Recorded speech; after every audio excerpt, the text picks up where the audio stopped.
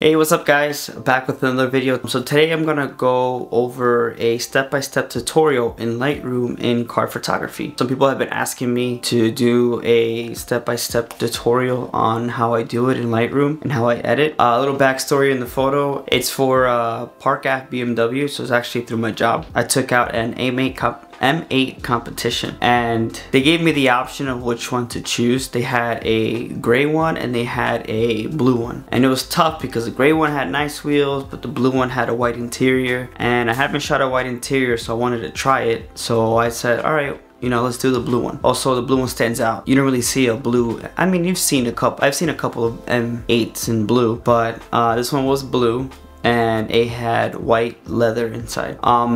The location where I took it was actually, I didn't know this location existed. It was a LG building. I didn't know that there was like that would have been a spot to go. Let me pull in, let me check it out to see if it's something that's nice. I pull in, gorgeous spot. I parked the car on the side where it wasn't bothering anybody. There was incoming and going traffic, but like once in a while, I guess, because there's like a parking lot that they go park into, and nobody was bothering me, which was great. I think the spot looked amazing, especially for that type of car. Usually that car is driven by either corporate people or it's driven by, you know, high-end people. So usually the corporate building, the corporate look is usually what I tend to go for when it comes to a car like that. So that's why I took it there. Yeah, so now let us jump into the tutorial, so you guys can take a look at how I edited the photo of the M8 Competition. So yeah, this is the spot. This is the shot that I got of the M8 Competition. So you can see the blue color, gorgeous car. I'm gonna be honest with you, I'm more of a Mercedes guy, but this is an M8 Competition. Very nice car. So yeah, so usually what I do to start is I always scroll down to make sure my settings are checked off, my lens corrections, because if you remove it, you get some vignetting and then some of the warp from the lens. So Lightroom usually fixes it for you. Lightroom, what they do is that they basically, you tell it what lens it is, and then it fixes if there's any kind of warp or anything like that from the lens. So I usually keep that on. So usually what I do is I start with my exposure, then I jump into color, and then I jump into Photoshop as the final to make sure if there's anything I have to remove, I do that in Photoshop. And I do usually exposure, color, and then Photoshop. So let's start with the exposure. So it was pretty well lit. I did shoot for the exposure of the background rather than the car, because it's I can bring back the details of the car later, which now in Photoshop, in Lightroom.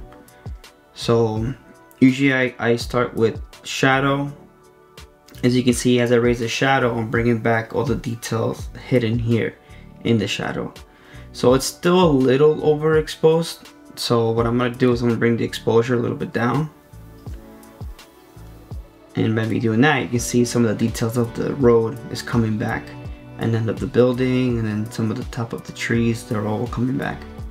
So now I'm gonna raise the shadows back up a little bit more just to bring back the details of the car here. And let's see if I can bring back some of that blue sky by lowering down the highlights. So highlights usually bring back the sky and all that stuff.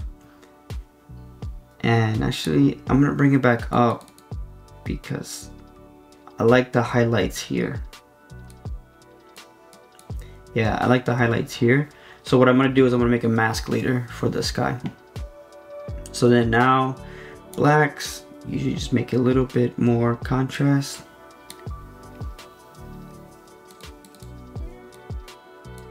And then there we go. I also use a tone curve for exposure. Not that much because I did it all pretty much here in the exposure section. Tone curve is just to get a little bit more detailed.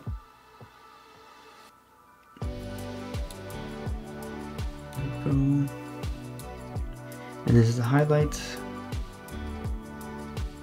Yeah, so far before and after. That's just exposure. So I think I pretty much covered it for exposure. I'm gonna go ahead and jump into, oh, let me just lower the clarity a little bit.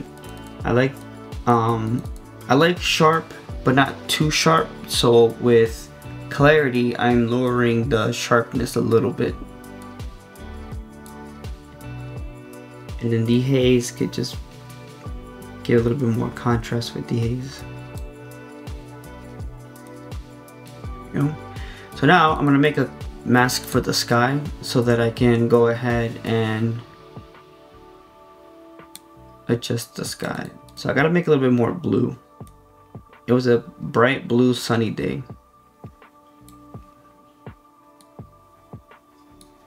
There we go.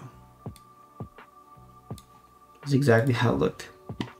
Alright, so now I'm gonna go ahead and also make a mask for the road. I wanna darken the road a little bit more. So I use the linear gradient. So I can go ahead and, actually, you know, as a matter of fact, delete this. I'm going to use the brush instead, and then I'm going to just highlight the road, because I don't want to mess with the shadows that are coming from the car.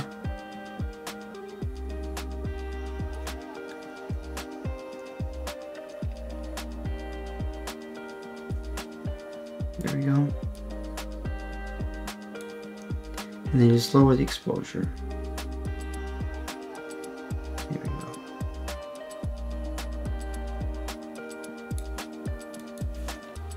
So that's the mask. So I click enter to go back. So this is before and after so far. Now that all the exposure is done, I'm gonna go ahead and now into color. And I'm gonna just make it a little bit more orange, yellow, because it was a bright sunny day. And then I can see the street is also turning yellow from that. So I'm gonna go back into my mask and just make it a little bit more blue so that I can make it more gray instead of yellow. I gotta add a little bit more mask here into the street.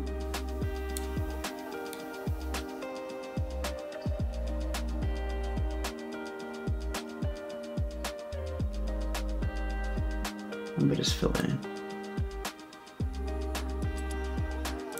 Here we go. Before and after so far. Now that I filled in the shadows and I made the street a little bit more blue to get rid of the yellow because it made the whole street yellow. Now I'm gonna jump into my color grading section and I'm gonna start coloring now. So not coloring, but more like popping more colors out than normal. Like for example, here in the color grading, there's the shadow, highlights, and midtones. You can actually adjust the color in the shadows, in the highlights, and in the midtones, meaning basically like the whole photo. But typically what I like to do is I like to do the shadows, because the highlight is gonna affect like the blue sky, is gonna affect some of the highlights that I want to stay the color that it already is. So what I do is that I go ahead and I move the color that I want it to, and then I hold space so I can keep it aligned in that one color to adjust saturation. So you can see how the saturation is changing in the shadows. So I'm gonna do just a little bit, just give this more of a yellowish, not too much yellow. You can actually see it's light, but you know, it gives it something, you know, it gives it a feeling. So I did that to the shadows. So now I'm gonna go into here in the HSL section, and I'm gonna go ahead and bring the colors into the greens. So I'm gonna just raise up the saturation and in the yellows too. And then I'm gonna go into vibrance and just top it off just a little bit, just to bring the blues out. from the car. Yeah, so this is before and after so far, as you can see. That pretty much does it. I'm gonna go ahead now and actually I'm gonna just make the sky a little bit more blue. There we go.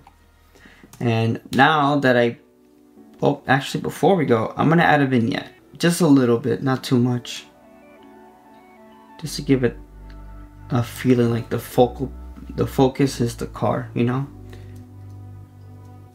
So it's pulling focus into the car.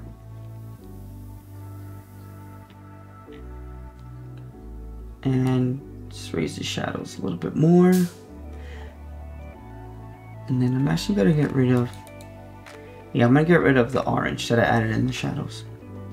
So now that this is done, I'm gonna go ahead now and jump into Lightroom. But actually before I go, let me just zoom in to make sure everything looks good.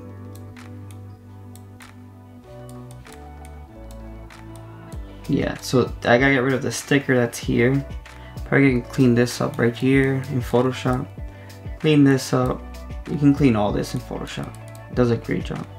So let's go ahead and jump into Photoshop. So what I do is I hit in Lightroom. If you hit Command E, it opens up in Photoshop, and you can do all your edits from it connects to Photoshop.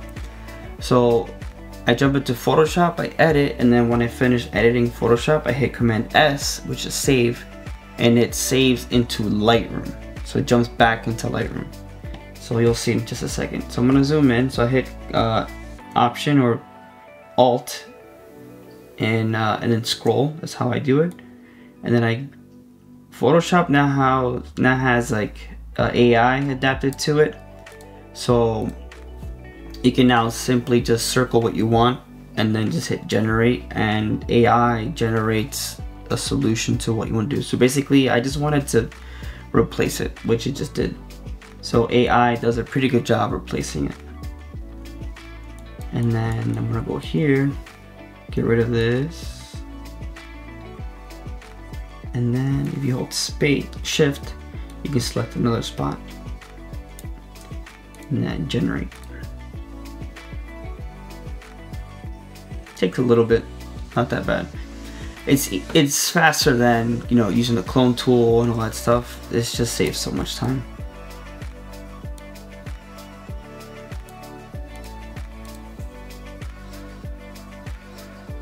And then I'm gonna go here.